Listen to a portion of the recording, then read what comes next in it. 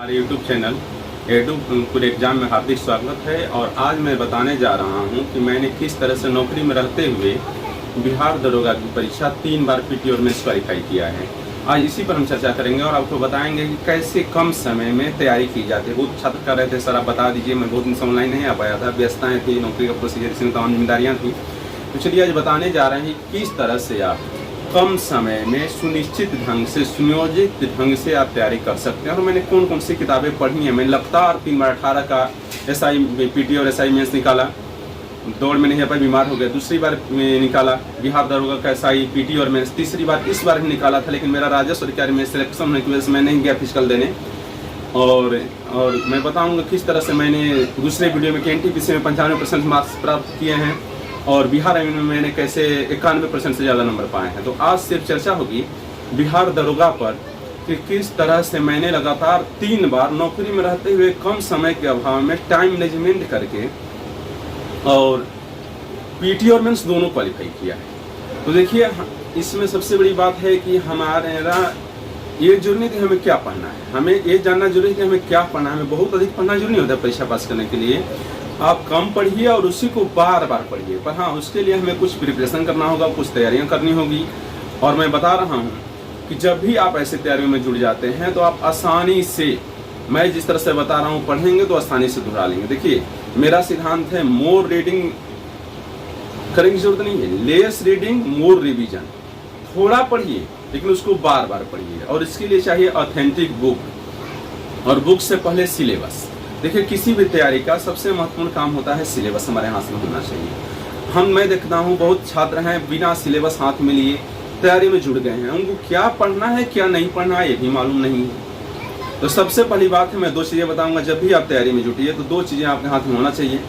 एक हाथ में सिलेबस होना चाहिए और दूसरे प्रीवियस ईयर क्वेश्चन। जो पिछली 4-5 परीक्षाओं में से की जो परीक्षाएं हुई हैं वो प्रीवियस ईयर क्वेश्चन हाथ में होने चाहिए और सिलेबस हाथ में होना चाहिए। और हमको सिलेबस लेकर उस पर 1 घंटा में सिलेबस लिया और प्रीवियस ईयर क्वेश्चन मिला दिए, खत्म हो गया। ऐसे यदि आप करेंगे तो तैयारी आपकी नहीं होगी। मैंने जैसे तैयारी किया है बता रहा हूँ आप लोगों को। आप सिलेबस हाथ में ले लीजिए और दूसरे हाथ में प्रीवियस ईयर क्वेश्चन रखिए और उसका सिलेबस का एक क्वेश्चन और एक पॉइंट मिलाते जाए कि किस पोर्शन से कौन सा क्वेश्चन पूछा है और उससे कितने क्वेश्चन पूछे हैं। 1 पूछा है, 2 पूछा है, 3 पूछा है और किससे नहीं पूछा है।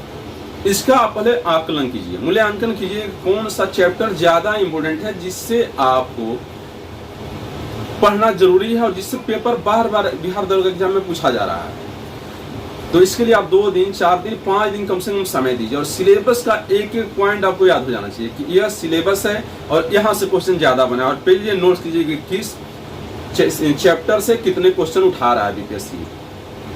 देखिए पीटी और मेंस का सिलेबस सेम है, अंतर यहाँ है कि पीटी में करंट अफेयर्स आपसे भी पूछा जाता है, मेंस में नहीं पूछा जाता है। तो बस यही डिफरेंट है और सिलेबस में कोई ज्यादा डिफरेंट नहीं है।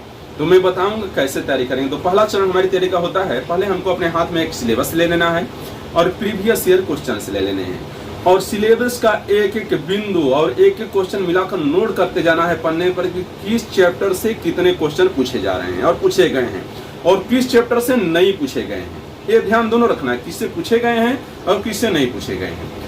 और हर पॉइंट वाइज आप निकालते जाइए कितने मार्क्स का पूछा गया है, पेज ले लीजिए और उस पर आप लिखते जाइए। और हर सिलेबस को 2 बार 3 बार आप पहले बढ़िया से पढ़ लीजिए और प्रीवियस से क्वेश्चन में 2 बार 3 बार आप बढ़िया से मिला लीजिए कि किन किन चैप्टरों से लगातार 3-4 परीक्षाओं में पूछा जा रहा है ज्यादा से ज्यादा क्वेश्चन।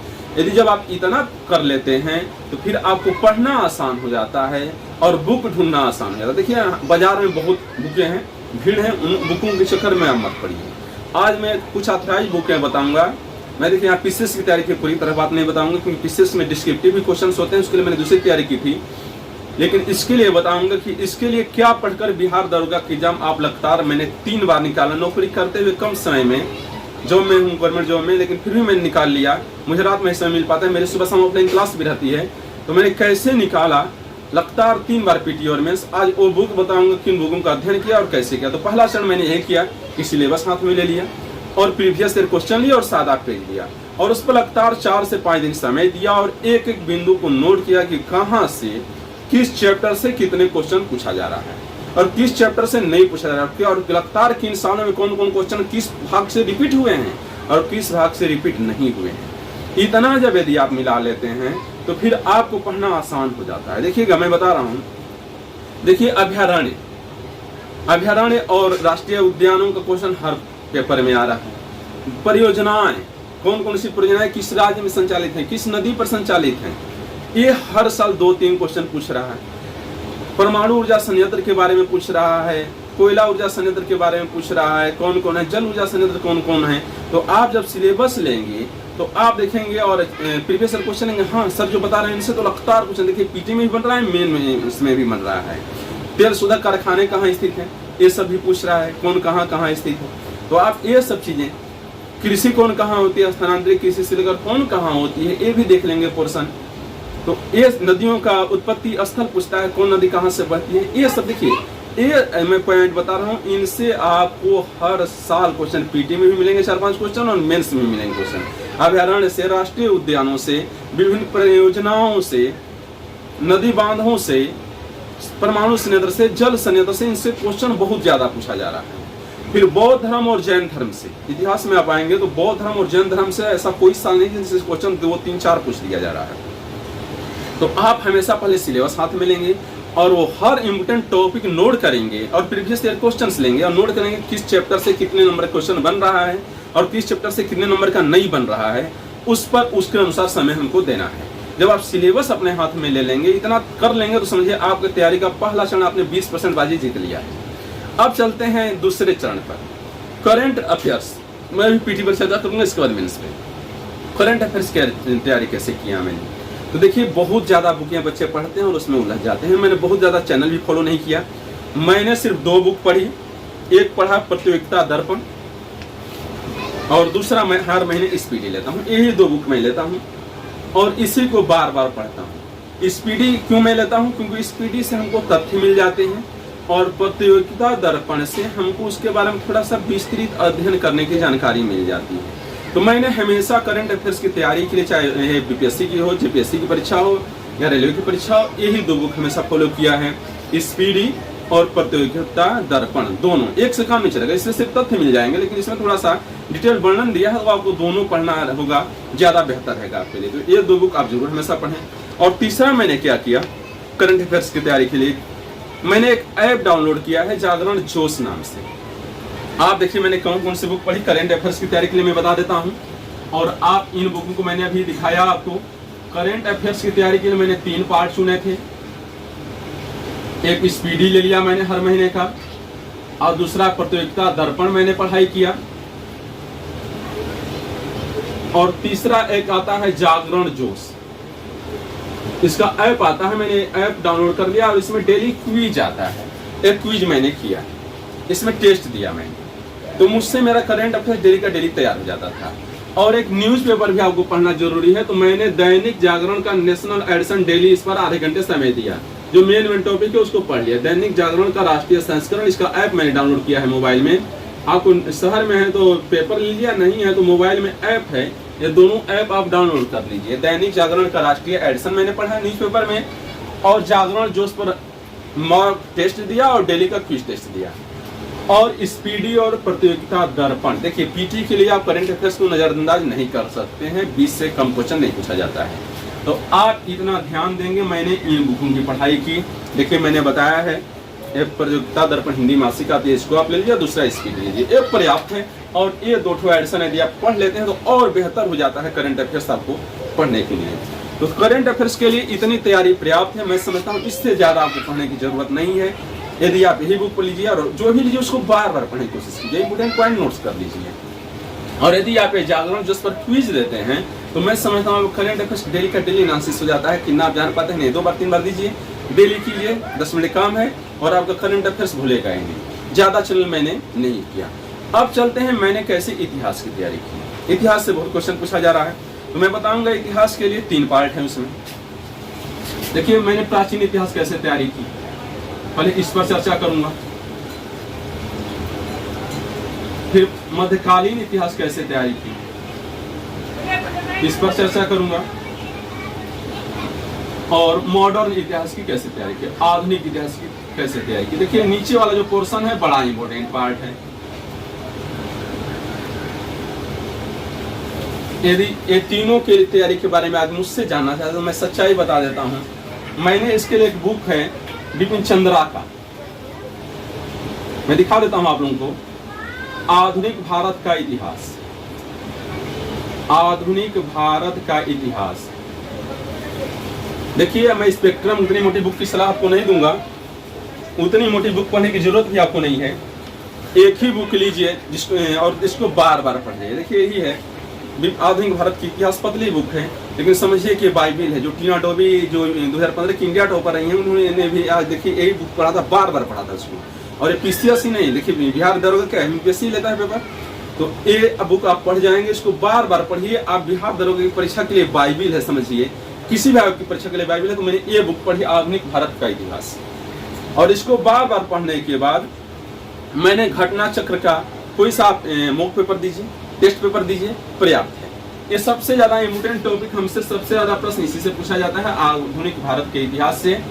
जो आपके लिए मैंने बताया है बिपिन चंद्रा का ये बुक, बहुत पतली सी बुक है, और इसी को बार बार पढ़िए। ये तो बाजार में तो बहुत पढ़े हैं, उतना पढ़ने की जरूरत नहीं है। देखिए, मैं आज बता रहा हूँ। और मध्यकालीन भारत के लिए मैंने एक बुक पढ़ी, एलपी शर्मा। देखिए, एलपी शर्मा की बुक इसलिए मैंने पढ़ी, ये इलाहाबाद यूनिवर्सिटी में मैं पढ़ता था, उस समय चलती, उस समय से पढ़ा था, तो बहुत अच्छी लगी मुझको। बहुत ज्यादा मोटी बुक नहीं है, और इसकी सबसे बड़ी खासियत ये है कि हर चैप्टर के अंत में आपको प्रैक्टिस सेट दिया हुआ है। देखिए, मैं दिखा देता हूँ। इसमें हर चैप्टर के अंत में एक क्वेश्चन और पेपर है। देखिए, एनालिसिस दिया होगा, प्रैक्टिस सेट दिया है। जबकि सतीश चंद्रा भी पढ़ता हूँ, सतीश चंद्रा के लिए आप लोगों को मैं नहीं कहूँगा रिकमेंडेड, क्योंकि वो सिविल सेवा के लिए है। तो आप ये मैंने ये बुक पढ़ी थी, मध्यकालीन भारत का इतिहास, एलपी शर्मा, यही पर्याप्त है। इसको बार बार पढ़ देंगे, और इसके अंत में हर चैप्टर के अंत में आपको प्रैक्टिस सेट दिया है, जो लगाने के लिए फायदेमंद रहेगा। तो मैंने 2 बुकें पढ़ी, और एंशिएंट के लिए मैंने पढ़ी थी राम शरण शर्मा के प्राचीन भारत का परिचय। ये 3 बुक मैंने पढ़ी, और 3 बुक पढ़ने के बाद राम शरण शर्मा, और इसको आप बार बार पढ़कर इसमें से जो महत्वपूर्ण टॉपिक होगा, महत्वपूर्ण बिंदु होगा, उसको पढ़ते जाएंगे, उसी समय नोट्स बना लेंगे, जिससे परीक्षा में आपको बुक पढ़ने की जरूरत नहीं पड़ेगी, आप आसानी से रिवीजन कर लेंगे फैक्ट्स को। देखिए, पेपर अब पहले जैसा नहीं आ रहा, सिर्फ पहले फैक्ट्स आते थे, अब आपसे एनालिटिकल क्वेश्चन आ रहे हैं, तो आपको थोड़ा विस्तृत अध्ययन करना पड़ेगा। मैं देख रहा था, मेरे कई साथी इस बार लूसेंट से तैयारी कर रहे थे, लूसेंट भी अच्छी बुक है, लेकिन मैं लूसेंट से तैयारी नहीं किया हूँ। लूसेंट का तो उनका पीटी ही नहीं निकला, मेरी बताता हूँ, उनका पीटी ही नहीं निकला। तो इसका सबसे बड़ा कारण रहा है कि मैं लूसेंट की सलाह आप लोगों को नहीं दूंगा। लूसेंट में सिर्फ आप वही पोर्शन पढ़िए जो विविध का पार्ट है, विविध का पार्ट आप पढ़ लीजिए। मैं लूसेंट में केवल विविध का पार्ट पढ़ा है, लूसेंट पढ़ने की सलाह मैं आपको नहीं दूंगा। इसे लूसेंट में विविध का पार्ट पढ़ लीजिए, वही पर्याप्त है। उसकी जगह पर मैं आपको सलाह दूंगा दृष्टि का सामान्य ज्ञान। लूसेंट की जगह पर समझिए, ये इस बार बहुत लड़के इससे तैयारी की मेरे जान पहचान में हैं, उनका सबका सिलेक्शन हो गया है। इसको आप 10 बार पढ़ जाइए, बार बार पढ़िए। देखिए, बहुत अच्छी बुक है दृष्टि की, मैं भी रखा हूँ, और इसमें समझिए गागर में सागर भरने का काम किया है उन्होंने, दृष्टि का सामान्य ज्ञान। इस बुक को आप ले लीजिए, और इसको बार बार पढ़िए। मेरे जान पहचान 5-6 लड़के इसको पढ़ रहे थे, और बहुत बेहतरीन बुक है। इससे समझिए कि हिस्ट्री का आपको 50% क्वेश्चन इससे टैली हो जाएगा, मैं दावे से कहता हूँ। और इसमें एनालिसिस दिया, सिर्फ लूसेंट के साथ फैक्ट्स नहीं दिया है, पूरा एनालिटिकल एनालिसिस, छोटे छोटे पॉइंट्स में हर इम्पोर्टेंट तथ्य इसमें दे दिया है, और लास्ट में प्रैक्टिस सेट भी दिया है। तो मैं समझता हूँ यदि आपको पढ़ना है तो ये बुक पढ़ जाइए सामान्य ज्ञान के लिए। बहुत बिहार से के लिए बहुत ज्यादा पढ़ने की जरूरत नहीं है। यदि आप इसको फॉलो नहीं करना चाहते हैं, तो आप उसको भी छोड़ देना चाहते हैं तो छोड़ दीजिए। मैंने पढ़ा था, लेकिन इसको आप जरूर पढ़ेंगे।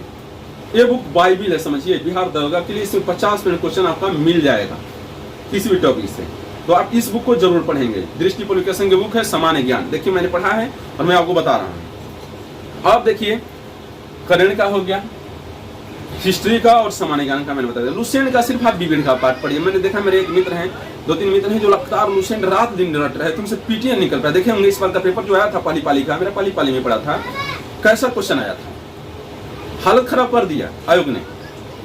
लेकिन हाँ, जो बच्चे, जिन बच्चों ने थोड़ा सा विस्तृत अध्ययन किया था, एनसीईआरटी बुकों का सहारा लिया था, उनका सिलेक्शन हो गया। तो आप इन सब चीजों के चक्कर न पड़े। यदि आपका बेस अच्छा नहीं है तो आप एनसीईआरटी का भी सहारा ले सकते हैं, 9, 10, 11, 12 की। लेकिन यदि उतना समय नहीं है तो सबसे बढ़िया बुक मैं बता रहा हूँ सामान्य ज्ञान दृष्टि, बेहतरीन बुक है, और आप इससे तैयारी कर सकते हैं। अब भूगोल के लिए कौन सी बुक मैं रिकमेंड करूंगा? भूगोल के लिए देखिए एक बुक आती है दृष्टि की ही, बहुत ही बेहतरीन बुक है, भारत एवं विश्व का भूगोल। मेरे कई साथी इससे पढ़े और उनका सिलेक्शन हो गया है। उनका भी कहना था कि बहुत अच्छी बुक है और इससे पढ़िए, लेकिन मैंने तो इससे नहीं पढ़ा, ये थोड़ी मोटी लगी मुझे। मैंने पढ़ा था पेरियार पब्लिकेशन का भारत का भूगोल, बहुत अच्छी बुक है, मुझे बहुत अच्छी लगी है और मैंने इसी से पढ़ाई की, 3 बार इसी से पढ़ कर गया और मेरा सिलेक्शन हो गया। तो भारत का भूगोल मैंने जो पढ़ाई की है पेरियार पब्लिकेशन की बुक है। यदि आप इसे नहीं पढ़ना चाहते हैं तो मैं मेरे साथियों के रिकमेंडेशन पर आपको बता देता हूँ, एक बुक आप देख सकते हैं, भारत एवं विश्व का भूगोल, ज्योग्राफी के लिए पर्याप्त है, आपको ज्यादा दौड़ने की जरूरत नहीं। हाँ, यदि आप ये सभी नहीं पढ़ना चाहते तो एनसीईआरटी पढ़ लीजिए, 7, 8, 9, 10 की आराम से आप पकड़ लेंगे क्वेश्चन। हाँ, एनसीईआरटी पढ़ लीजिए, कोई दिक्कत नहीं है। अब देखिए विज्ञान पर मैं चलूंगा, विज्ञान मैंने कैसे तैयारी की। देखिए विज्ञान, सामान्य विज्ञान की तैयारी बहुत इंपोर्टेंट टॉपिक है और इससे क्वेश्चन आ रहा है, और बायोलॉजी के क्वेश्चन खास तौर पर परीक्षा में समझिए जाड़ा में गर्मी चला दे रहे हैं, पसीना चला दे रहे हैं। तो सामान्य विज्ञान के लिए मैं रिकमेंड करूंगा 9, 10 की एनसीईआरटी और साथ में 12th की बायोलॉजी के अंतिम 4 चैप्टर, 12th की बायोलॉजी के लास्ट 4 चैप्टर एनसीईआरटी की 12th की, ये ध्यान रखना है। एनसीईआरटी की 12th की बायोलॉजी के लास्ट 4 चैप्टर, 9, 10 की एनसीईआरटी पूरा पढ़ लेंगे और एनसीईआरटी की 12th की बायोलॉजी जो मैं रखा हूं, दिखा रहा हूं मैंने क्या क्या पढ़ाई करी है। एनसीईआरटी की 12th की बायोलॉजी के लास्ट 4 चैप्टर यदि आप पढ़ लेते हैं, ये बुक है, इसके लास्ट 4 चैप्टर आप पढ़ लेंगे और शुरू का चैप्टर, और ये समझिए कि बायोलॉजी की तैयारी के लिए पर्याप्त है 9, 10 की एनसीईआरटी और 12th की बायोलॉजी के लास्ट 4 चैप्टर। इससे साइंस में कोई बाहर नहीं आएगा, देख लीजिए आप।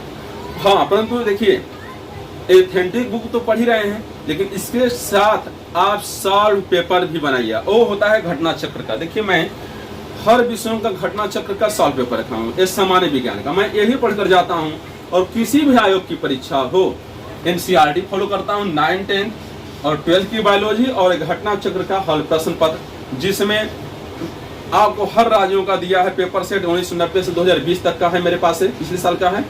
और इससे आप कोई भी क्वेश्चन पूछेगा आप ऑथराइज बुक पढ़ लीजिए और इसका उससे प्रैक्टिस कीजिए, जो इसका डिस्क्रिप्शन है, जो इसमें एनालिसिस दिया है, उसको भी आप पढ़ते जाइए। और इससे बाहर कोई क्वेश्चन नहीं आएगा, मेरा दावा है 98-99% क्वेश्चन टच करके आएंगे साइंस का, इससे बाहर कुछ नहीं आएगा।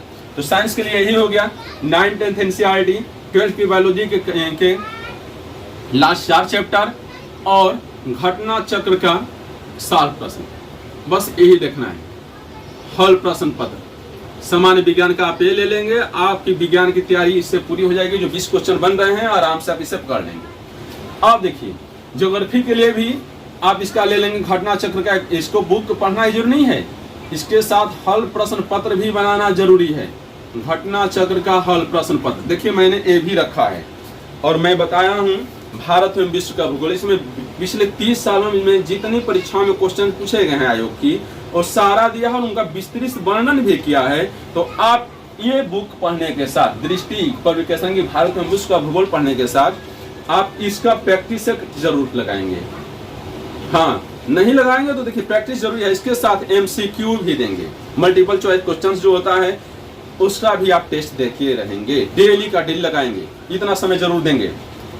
आप देखिए इसके बाद भूगोल के बाद आती है पॉलिटी की बारी, राज्य व्यवस्था मैंने कैसे पढ़ा। देखिए बहुत लोग सजेस्ट करते हैं कि राज्य व्यवस्था में लक्ष्मीकांत पढ़े, लेकिन मैं बिहार दरोगा के लिए लक्ष्मीकांत सजेस्ट नहीं करूंगा, उतनी मोटी बुक को मैं सजेस्ट ही नहीं करूंगा बिहार दरोगा के लिए। मैं बताता हूं आपके लिए मैंने क्या पढ़ाया। आप 11th 12th की एनसीईआरटी पढ़ जाइए, पॉलिटी की 11th 12th की मैंने एनसीईआरटी पढ़ा और इसके बाद घटना चक्र का हल प्रश्न पत्र लगाया, बस यही मेरे लिए पर्याप्त रहा। ये घटना चक्र का प्रैक्टिस सेट मैंने लगाया और यही मेरे लिए पर्याप्त रहा। देखिए 12th की एनसीईआरटी की बुक है, मैंने इसको पढ़ा और पढ़ने के बाद मैंने इसका रिवीजन सेट, देखिए मैंने बोला है आप कोई भी विषय पढ़िए उसका घटना चक्र का हल प्रश्न पत्र आपको लगाना ही होगा, बिना लगाए कल्याण नहीं होगा। एग्जाम निकालना है, जैसे पिछले 30 सालों में पूछा गया क्वेश्चन है, आप एक या दो ऑथेंटिक बुक पढ़िए, वही बुक बार बार पढ़िए, और पढ़ने के बाद इस पेपर सेट को जो दिया देखिए मैंने लगाया है, और इसी को बार बार उसका हर पॉइंट का एनालिसिस दिया है, पढ़ के जाइए। मैं समझता हूँ दावे के साथ पॉलिटी का कोई क्वेश्चन आपसे नहीं छूटेगा। देखिए बहुत ज़्यादा बुक नहीं पढ़नी है, एक ही दो बुक पढ़नी है, लेकिन उसको बार बार पढ़नी है। मैं आपको हर बता रहा हूँ, जो भी विषय पढ़े उसका घटना चक्र जरूर बनाइए। इतिहास की घटना चक्र बहुत मोटी आती है, तो इसका यदि आप वही सिर्फ बना जाते हैं, इसको छोड़ भी देते हैं तो भी हो जाता है। अब देखिए एक क्वेश्चन मैंने पर्यावरण से बार बार बन रहा था, तो मैंने इसके लिए कोई बुक नहीं पढ़ा। देखिए पर्यावरण और पारिस्थितिकी के लिए मैंने कोई बुक नहीं पढ़ा, इसलिए मैं बता रहा हूँ आप लोगों के लिए कम समय के लिए सिर्फ एक बुक मैं पढ़ कर गया था, और इससे सारे क्वेश्चन मैं बना आता हूँ घटना चक्र का। बस यही पढ़ा था। यदि आपको इकोलॉजी पढ़ना है एंड इकोसिस्टम, तो आप यही प्रैक्टिस सेट बना कर जाइए, इससे कोई बाहर नहीं आएगा, मेरा विश्वास है। तो मैं बताऊंगा इसको घटना चक्र का सिर्फ प्रश्न पत्र से पढ़ के जाइए। इकोलॉजी एंड इकोसिस्टम के लिए घटना चक्र का हल प्रश्न। आज मैं आप लोगों को अपने कैसे मैं परीक्षाएं निकाला हूँ, कैसे मेरा सिलेक्शन हुआ है, आज बता रहा हूँ किन किन बुकों को मैं पढ़ा और इसी को हर परीक्षाओं के लिए पढ़ता हूँ। देख लेंगे ध्यान से घटना चक्र का हल प्रश्न पढ़। अब बारी आ गई, इतिहास का हमने पढ़ लिया, भूगोल पढ़ लिया, सामान्य विज्ञान की तैयारी, राज्य व्यवस्था, पर्यावरण परिस्थिति और करंट अफेयर्स। यदि आपको राज्य व्यवस्था के लिए इससे भी काम न चले, सोचेंगे ज्यादा पढ़ना चाहते हैं, तो यदि किसी कोचिंग का नोट्स मिल जाए, बुक सजेस्ट नहीं करूंगा। मान लीजिए आप खान सर का नोट्स मिल जाता है पॉलिटी का, दृष्टि का नोट्स मिल जाता है पॉलिटी का, तो आप ये भी लेकर, आस्था इसका नोट्स मिल जाता है पॉलिटी का, तो आप ये भी लेकर पढ़ सकते हैं। लेकिन मैंने इतना पढ़ाई नहीं करी, मैंने 11th-12th की NCERT पढ़ी और घटना चक्र का हल प्रश्न पत्र बनाया, और ये मुझे बहुत पर्याप्त लगा। यदि आपको किसी कोचिंग का नोट्स मिल जाए तो आप वो पढ़ लीजिए। मोटी बुक पढ़ने के लिए बिहार दरोगा के लिए जरूरी नहीं, क्योंकि इसमें प्रश्न डिस्क्रिप्टिव नहीं आते हैं, ऑब्जेक्टिव आते हैं, और आप इनसे निकाल लेंगे। और आप कमेंट बॉक्स में हमें बताइएगा कि कहाँ आपको दिक्कत होगी, और चैनल को सब्सक्राइब और लाइक कर दीजिएगा, जिससे मैं और भी बताऊंगा इससे रिलेटेड चीजें, तो आप आसानी से बना लेंगे। किसी बताऊँ बीपीएससी कैसे मैंने पास किया, जेपीएससी कैसे पीटी में पास किया था 2016 का, हाँ एनटीपीसी में कैसे 50% मार्क्स है, उस सब बताऊंगा आप लोगों को, कैसे मैंने सीटेट पास किया है और कैसे मुझे जॉब लगी। अब देखिए मैं बताने जा रहा हूँ कि इतना चीजें यदि आप कर लेते हैं, जो बुक मैंने बताई, तो आपका पीटी 100% कन्फर्म है, निकल जाएगा। पीटी के लिए इससे ज्यादा पढ़ने की जरूरत नहीं है। हाँ लेकिन बिहार से, देखिए बिहार का पेपर है तो बिहार के बारे में ही पूछता है, तो बिहार के लिए मैं बता देता हूँ कौन सी बुक मैंने पढ़ी है। एकदम पतली पतली बुक मैंने पढ़ी है, देखेंगे वो दोनों घटना चक्र की है। एक बुक आई है बिहार राज्य दृष्टि, बहुत अच्छी बुक है। देखिए इसमें एकदम चित्र से एनालिसिस किया है, बहुत पतली बुक है, 50 पेज की बुक है, और इसको आप पढ़ जाएंगे। मुझे लगता है कि बहुत ही बेहतरीन बुक है और बहुत बेहतरीन ढंग से बनाया है उन्होंने। तो आप बिहार के लिए मैं 2 ही बुक लिया था, एक राज्य दृष्टि है 50 पेज की, और एक दूसरा है बिहार तथ्य साफ, क्योंकि बिहार का पेपर है तो बिहार से क्वेश्चन 5-10 पूछता ही है। तो आप ये 2 बुक पढ़ के चले जाएंगे, और ये आपके लिए पर्याप्त रहेगा, मेरा जहां तक मानना है। यदि आपको थोड़ा और मन है कि नहीं बिहार के बारे में हम और कुछ पढ़ेंगे, तो एक बुक मैं सजेस्ट कर दूंगा, बिहार एक परिचय वस्तुनिष्ठ शर्मा इम्तियाज अहमद की है और रजनीश कुमार की। यदि पढ़ना चाहते हैं तो इसको भी आप पढ़ सकते हैं। देखिए ऑब्जेक्टिव क्वेश्चन बनाने के लिए फायदेमंद है, और इसमें सारे ऑब्जेक्टिव क्वेश्चन जो जिन परीक्षाओं में पूछे गए हैं, तो आप चाहें तो इससे भी पढ़ सकते हैं। लेकिन मैं बोलता हूँ बहुत ज्यादा बुकों का बोझ नहीं होना है, हमको कम बुक पढ़ना है, उसको बार बार पढ़ना है।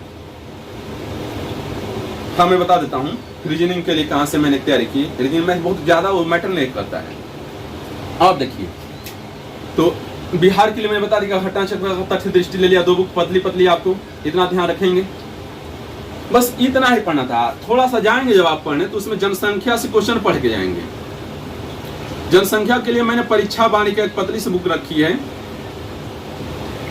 और इससे क्वेश्चन बनता है जनसंख्या साक्षरता से लेकर। तो मैं परीक्षा वाणी की बुक पढ़ता हूँ जो इलाहाबाद पब्लिकेशन की है, वो मैंने पढ़ा था। जनसंख्या से देखिए कुछ टॉपिक हैं जिनसे वो आपको बार बार रट के जाना है। राष्ट्रीय उद्यान, राष्ट्रीय अभ्यारण्य, विभिन्न राज्यों की परियोजनाएं, बांध जो हैं, कृषि के प्रकार जो हैं, ये सब चीजें, लंबी नदी, नदियों का उद्गम स्थल, ये सब चीजें देख के जाएंगे। और बौद्ध धर्म, जैन धर्म, रिलीजन जो बिहार क्वेश्चन है इससे बनेगा ही बनेगा। तो ये सब चीजें बिहार के राज्यों में किन किन राज्यों में गंगा नदी बहती है, थोड़ा मानचित्र देख के जाएंगे। बिहार का पूर्वी जिला कौन सा है, और साथ में जनसंख्या से परीक्षा वाणी। देखिए बहुत पीटी में मैथ रीजनिंग पूछ रहा है, तो उसके लिए मैंने बहुत ज्यादा मेहनत नहीं करी है। मैथ रीजनिंग के लिए मैंने एक बुक बता रहा हूँ, पतली पतली। इसके लिए मैंने आती है इलाहाबाद के टीचर हैं KP सिंह, उनकी मैंने बुक बनाई थी रीजनिंग के लिए, बहुत आसान है। या KP सिंह आपको नहीं मिलती है तो नालंदा पब्लिकेशन का बुक बना सकते हैं, ये भी अच्छी आती है। यदि ये भी नहीं बनाना चाहते हैं तो आती है अरिहंत की मास्टर बुक, अरिहंत की मास्टर रीजनिंग बुक आती है, आप इसको बना लीजिए। तो ये बहुत मोटी है लेकिन इससे कम चल जाएगा आपको, चाहे इससे भी चल जाएगा। अब मैथ के लिए मैंने बनाया था सत्येंद्र कुमार सिंह की, वैसे इसे अपना ही भी बनाते हैं ना, काम चल जाता है। इतना तैयार किया है तो मैथ रीजनिंग पर बहुत ज्यादा सोचने की जरूरत नहीं है, बहुत इजी क्वेश्चंस आते हैं। अब यदि आप इतना तैयारी कर लिए तो आपका पीटी क्लियर हो गया। और पीटी ही नहीं, मेंस में करंट अफेयर्स का पोर्शन छोड़ दीजिए, मेंस में सब यही पढ़ना है। जो पीटी में है वही मेंस में है। दरोगा बिहार दरोगा के सबसे बड़ा है कि बस पीटी में करंट अफेयर्स रहता है, मेंस में करंट अफेयर्स नहीं है। और इन्हीं बुकों का आप बार बार रिवीजन कीजिए। मैंने देखा है कि बच्चे जब बहाली आती है तब फार्म भरने के बाद तैयारी में जुड़ते हैं, वो गलती करते हैं। तैयारी में पहले से जुटे रहना चाहिए। क्या है तो फार्म डाल दीजिए और पेपर हो तो तुरंत निकाल लीजिए, उन्हीं से पेपर नहीं निकलता है। और दूसरी बात, परीक्षा में पेपर कैसे सॉल्व किए जाते हैं। इस बार जब पहली पारी का पेपर आया था तो मुझे लग रहा था कि यार बहुत टफ पेपर है। दिल्ली में अपना अनुभव बता रहा हूँ, टफ भी था, उसमें कुछ इधर उधर क्वेश्चन डाल दिया था। लेकिन देखिए परीक्षा निकालने के लिए थोड़ा सा प्रेजेंट ऑफ माइंड भी जरूरी है और थोड़ा सा स्मार्ट मेथड भी जरूरी है, कैसे सॉल्व किया जाता है। तो आज मैं वो बताने जा रहा हूँ कैसे, जिसका एक बार पीटी निकल गया ना, देखिए उसका पीटी कभी नहीं फंसेगा। हाँ मैं बताता हूँ कैसे नहीं फंसेगा। जब भी आप पेपर देने जाए, देखिए मैंने बुक बता दिया है, आप नोट्स कर लेंगे, यही बुकों का बार बार रिवीजन करेंगे। तो सिर्फ दरोगा के लिए नहीं, आयोग की अन्य परीक्षाओं के लिए भी आपको ये बुक फायदेमंद है। यही बुक पढ़िए, बार बार पढ़िए, आपके लिए पर्याप्त है। और घटना चक्र का हर विषय का हल प्रश्न पत्र आप जरूर ले लीजिए और उसको बार बार बनाइए। हाँ लेकिन आपको डेली MCQ देना है, मल्टीपल चॉइस क्वेश्चन का टेस्ट देना जरूरी है, और टेस्ट आप देंगे। देखिए जिससे हमारा अपना मूल्यांकन होता रहे, कौन सा प्रश्न मजबूत है और कौन सा प्रश्न कमजोर है। अब मैं बताने जा रहा हूं आप लोगों को कैसे परीक्षा में पेपर सॉल्व करेंगे, गलती आप कहाँ करते हैं और क्यों नहीं निकलता है। बहुत बच्चों को कम पढ़ के निकाल लेते हैं, देखिए कैसे गलती करते हैं। मैं बताने जा रहा हूं मैंने कैसे पेपर सॉल्व किया। देखिए बिहार दरोगा में हमको एक भी क्वेश्चन छोड़ना नहीं चाहिए। क्यों नहीं छोड़ना चाहिए? बिहार में 10 का माइनस मार्किंग है, तो 100 यदि मान के हमारा 5 क्वेश्चन गलत होगा तब एक नंबर कटेगा, एक क्वेश्चन का नंबर कट जाएगा। इसलिए आप 100 में 100 बनाने की कोशिश कीजिए। आता है वो भी, नहीं आता है वो भी, इतना जरूर ध्यान रखेंगे। बहुत बच्चे 60-70 बना के आ जाते हैं, नहीं हो पाता है। जब इसमें माइनस मार्किंग 1/5वां हिस्सा है, क्वेश्चन 2 नंबर का होता है, तो हम क्यों नहीं भी रिस्क लेंगे। 5 गलती पर एक गलती हमारा कटेगा नंबर, तो आप पूरा रिस्क लीजिए, पहली बात। और दूसरी बात, आपको क्या करना है, पहले जो क्वेश्चन आ रहा है पहले आप पहले से 100 तक क्वेश्चन को पूरा पढ़ जाइए।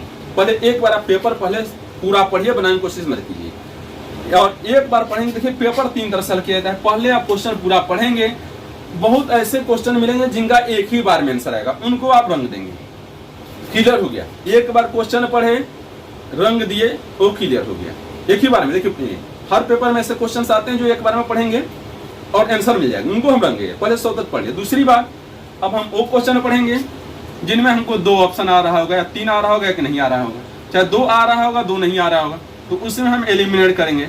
मान लीजिए 2 ठो तो हम जान लिए कि नहीं है, अब इन्हीं दोनों में से कोई हो सकता है तो रिस्क लेंगे। इस तरह से पहले से 100 तक हम पूरा क्वेश्चन कर लेंगे। जितना हमको उसमें 50-50 भी आ रहा है, 75% आ रहा है, तो उसको सॉल्व कर लेंगे। इसके बाद हम क्या करेंगे, अब क्वेश्चन नहीं आने वाले कैसे सॉल्व करेंगे। उसके लिए हम अब मिलाएंगे कि हमने जितना क्वेश्चन सॉल्व किया है उसमें कौन सा ऑप्शन ज्यादा रंगे हैं। ए ज्यादा सही हुआ है या बी ज्यादा सही हुआ है या सी ज्यादा सही हुआ है, डी ज्यादा सही हुआ है। जिस क्वेश्चन का अनुपात लगे कि हमारे आंसर शीट में, इस पेपर सेट में यह ऑप्शन सबसे ज्यादा सही आ रहा है। मान लीजिए हम पेपर पाली में दे रहे हैं और मुझे लग रहा है कि सी ऑप्शन सबसे ज्यादा सही आ रहा है, तो जो क्वेश्चन नहीं आ रहे हैं उनका भी आप सी ऑप्शन रंग दीजिए, रिस्क लीजिए, उससे जरूर फायदा मिलेगा। मेरा आजमाया हुआ टिक है। मान लीजिए हमने पेपर सॉल्व किया, हमने पाया ए ऑप्शन सबसे ज्यादा सही हुआ है। मैंने जो बनाया है, मुझे जो आ रहा था उसमें ए ऑप्शन सबसे ज्यादा सही है। जो नहीं आ रहे हैं उनमें बहुत कम सही। तो जो मान लीजिए ABCD 4 ऑप्शन में आप पहले तो 2 टाइप में उतने क्वेश्चन बना लिए जो आपको आ रहे थे। अब तीसरे टाइप वो होता है जो हमको साफ ही नहीं आता है, वो सबके साथ होता है, समझिए 20% 30% क्वेश्चन सबके साथ होता है जो एकदम नहीं आता है, पता चले हवा ही नहीं लग रहा है, सुने ही नहीं। तो उसको इसी मेथड से हल करते हैं कि जितना हम बनाए हैं, मान लीजिए हम 70 क्वेश्चन बना लिए, तो उसमें मिलाएंगे 70 क्वेश्चन में कौन सा ऑप्शन सबसे ज्यादा मैंने रंगा है, ए सही किया है, B सही है, या C सही या D सही है। यदि 70 क्वेश्चन में ABCD वो ज्यादा सही आ रहा है, तो जो नहीं आ रहा है उसमें भी आप मान लीजिए D सही सबसे ज्यादा है तो हम D रंग देंगे, यदि B सबसे ज्यादा सही है तो हम B भी रंग देंगे, यदि C सबसे ज्यादा सही है तो C रंग देंगे। जो ऑप्शन मैं मिला लूंगा कि 75-80 क्वेश्चन मेरा कौन सा ऑप्शन सबसे ज्यादा सही है, हम और कौन सा क्वेश्चन सबसे कम ऑप्शन में आ रहा है सही इस पेपर सेट में, हम उसी ऑप्शन को आप रंग दीजिए। आपका पक्का PT निकालने से कहीं नहीं रुकेगा, और यही नियम आप मेंस में अपनाएंगे। देखिए आपका 100% निकलेगा, आजमाइएगा तो बोलेगा हाँ सर अब सही बता रहे हैं कि नहीं बता रहे हैं। 10 एग्जाम क्वालिफाई करने का अनुभव बता रहा हूँ आपको। तीसरी बात, अब मेंस की तैयारी कैसे करें। तो मेंस के लिए आपको फालतू नहीं यही सब पढ़ना है जो मैं बताया हूँ, यही मेंस के लिए बस करंट अफेयर्स छोड़ देना है। हाँ, एक्साइज वाले में करंट अफेयर्स पूछ दिया था एक्साइज मेंस में, BPSC है, इसका बिना पैर सिर का कमीशन है, कुछ भी पूछ सकता है, लेकिन एक्साइज को छोड़कर अन्य परीक्षा में करंट अफेयर्स नहीं पूछा, इतना ध्यान देंगे। और सेम है जनसंख्या से बौद्ध जैना रिलीजन, बाघ अभ्यारण्य, कृषि, नदियों का उद्गम स्थल, यही सब क्वेश्चन आता है। और साइंस के लिए मैंने बता दिया है, उतना ही आप पढ़ेंगे, फालतू मत पढ़े, उसी को बार बार पढ़िए। देखिए मेरा सिद्धांत है लेस रीडिंग मोर रिवीजन, और आपका निकल जाएगा, क्योंकि मेरे पास समय नहीं, मैं कम समय ऑथेंटिक बुक लेता हूँ, उसी को बार बार पढ़ता हूँ, तो इतना करेंगे। और तीसरी बात, हिंदी का एक प्रश्न पत्र आता है, वो क्वालिफाइंग होता है, और मुझे हर बार इसमें 90+ से ज्यादा नंबर मिला है। पिछली बार ही मुझे मिला था 186 नंबर हिंदी में, उससे पहले मुझे मिला था 184 नंबर। तो कैसे मिला था, इस बार कभी मार्क्स नहीं जारी हुआ है, बता दूंगा वो भी कितना आया था। तो मैंने सिर्फ एक बुक पढ़ी है। इस बार का असाइनमेंट का जो पेपर हो रहा था उसको तो बहुत आसान हिंदी दिया था, पैसेज लंबे लंबे दे दिए थे, उसी को पढ़ के उत्तर देना था। सोचिए कितना आसान था। और ग्रामर के लिए मैंने एक ही बुक पढ़ी है, वो वासुदेव नंदन प्रसाद की है, जो मैं आपको दिखा देता हूँ, आधुनिक हिंदी व्याकरण और रचना। समझिए कि इसको पढ़कर मैंने हमेशा 90% से ज्यादा मार्क्स लाया है। एक बुक आधुनिक हिंदी व्याकरण और रचना किसी भी एग्जाम को देने के लिए समझिए कि सबसे बेस्ट बुक है। मैं बार बार इसी को पढ़ता हूं, और आपको सलाह दूंगा कि आप 1000 बुक के चक्कर में मत पढ़िए। 1000 व्याकरण बाजार में देखिए बहुत बड़े हैं, उससे क्या हमको मतलब, हम वही पढ़ें जिससे मेरा सिलेक्शन है। हमको विद्वान को बनना नहीं है, नेट तो निकालना नहीं है, हमको प्रोफेसर तो बनना नहीं है। तो आप उतना ही बुक पढ़िए इतना से। मैं हिंदी के लिए हमेशा हर पेपर में एक ही बुक पढ़ के गया हूँ, आधुनिक हिंदी। और परीक्षा से जानते हैं कब पढ़ के जाता हूँ, 8 दिन पहले। आप इससे गलती नहीं करेंगे, आप कम से कम 1 महीना पहले सिलेबस उठा लेंगे कि कौन कौन चैप्टर पूछ रहा है, उस पर टिक कर लेंगे, और उन चैप्टरों पर डेली इसको 1 घंटा, परीक्षा से पहले डेली 1 घंटा देते जाएंगे परीक्षा तक। आप देखिए आपका हिंदी बहुत बेहतरीन नंबर से क्वालिफाई हो जाएगा, लेकिन इसका मार्क्स नहीं जुड़ता है। लेकिन बहुत बच्चे इस समय ही फेल कर जाते हैं, और 50 इधर उधर में समय बिता देते हैं। तो मैं बताऊंगा आप इसके लिए बस एक ही बुक पढ़ेंगे, आधुनिक हिंदी व्याकरण और रचना, और PT और मेंस की तैयारी बस इन्हीं से आप करेंगे तो आपका निकल जाएगा। आप इसे BPSC निकाल सकते हैं, ऐसा नहीं है, लेकिन हाँ BPSC का PT निकलेगा, मेंस के लिए नहीं हो पाएगा। मेंस के मैं सजेस्ट करूंगा किसी न किसी वीडियो में कैसे मैंने निकाला था। तो मैं समझता हूँ यदि आपको ये चीजें यदि समझ में आ गई हूँ, तो मैं अपना अनुभव आप लोगों के शेयर कर दिया, कैसे कम समय मैंने कम बुक से तैयारी की, और बार बार इसी को दोहराता हूँ, भी पढ़ता हूँ।